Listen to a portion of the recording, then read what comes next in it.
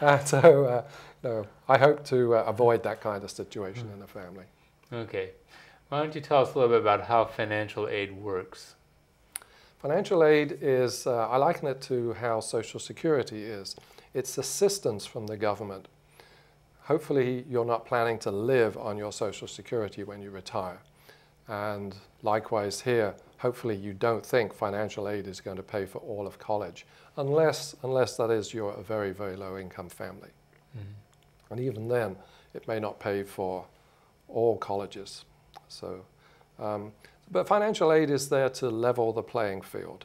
Its idea is that a child should be able to go to college and get a higher education, even if the family can't afford it. The disadvantage for us here in California is that this is a federal system nationwide, and financial aid is very dependent on the amount of income. The amount of income we have in California is very high compared to the rest of the country because of our high mortgages, house prices, and so on. Yeah, we have a high cost of living. High cost of living. Mm-hmm. So what this means is that the family with an equivalent lifestyle in mid-America will get financial aid.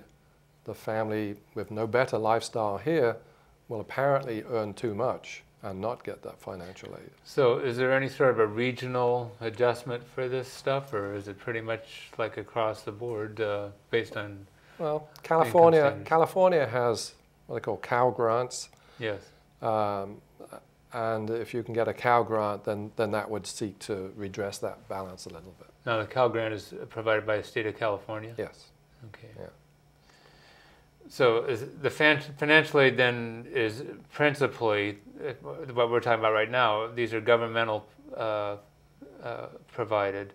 Mm-hmm. And then, but sometimes I guess a university will actually kick in from their, like you said, from their endowment or whatever, if they have a particular desire for a student, like a great football player or something like that. That's it, yes. I mean, that is probably the easiest example of it, an athletic scholarship. Uh-huh. They want that player, money is available. Right? Okay. Because it comes back to that reputation, right? Mm-hmm. If they're got a great football team, then it helps that reputation, just makes life nice. So. If Stanford's doing well, mm-hmm. then they attract more people so they can come and cheer the team on. Right. So an analogy for the financial aid would be, it's like the deductible in an insurance situation. Actually, what happens is that the government will work out how much it thinks the family can pay, mm-hmm. which is always more than the family thinks it can pay. Of course. And that's like the deductible in an insurance. Once you pay that, the financial aid is supposed to kick in and make any additional cost, cover any additional cost. So let's take the example of a UC. So let's say the family is supposed to pay $20,000 and the UC costs $28,000. Then financial aid should cover the other $8,000. However, if the student gets an offer from Stanford and Stanford's at $50,000, then that financial aid expands to cover the gap between the $20,000 and the $50,000. Wow. The difficulty, and the thing that people don't realize, I think, is it's not the amount that is necessarily the most important thing. It's the type of financial aid. Because what unfortunately happens is a lot of financial aid turns out to be loans. Oh, and then you got to pay those back. And sometimes parents look at this and say, this is financial aid. This is a loan at a parent loan at 8.25%. I can get better than this with a home equity loan or something mm-hmm. like that. So parent loans are used often just to sort of pad out the financial aid, and are not as useful to the family as they might think. Yeah.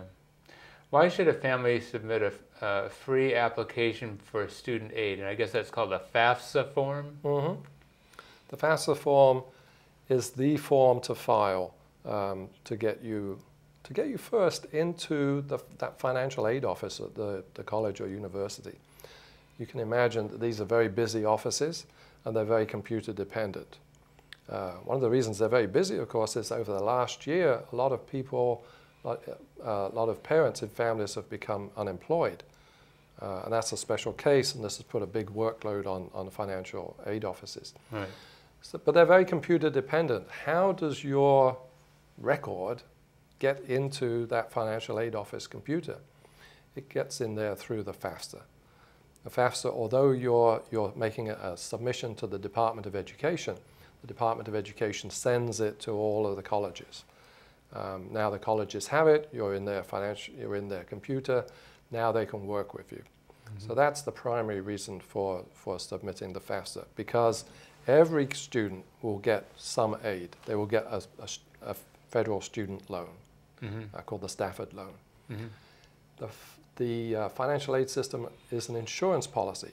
If you do become unemployed, if you do have serious medical issues, something strange like that, or you have multiple kids in college, then even if you didn't qualify for financial aid in the first year, by the second, third, or fourth year, you may be very thankful that you got into that system and are able to get financial aid. Okay, so you want to get in right from the get-go.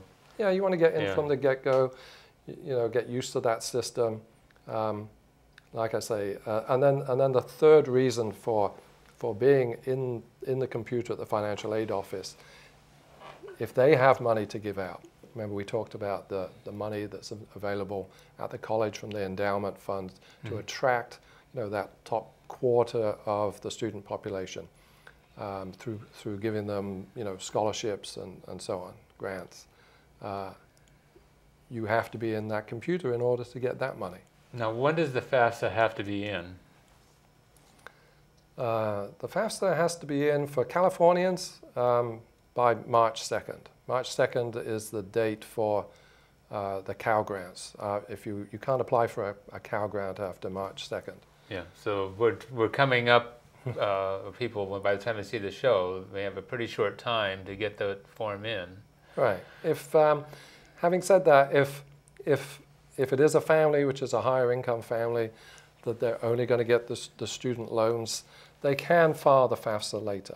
But in order to get the benefits, at some point they have to file before accepting the offer at the college. Okay, we're just about out of time. There was one point I think that I learned when my kids were going through this process, and that is this is one time you don't want to do usually an extension for your income tax return. That's right, because it is based on what they call the base year, which for a child going to college in September of 2010 is the base year is 2009. So that means you have to file your 2009 taxes. Okay, folks, we're all out of time. So, David, thank you very much for being with me today. My Appreciate it. Important information. And, folks, I hope you can join us next time in our next episode of Financial Insider Weekly.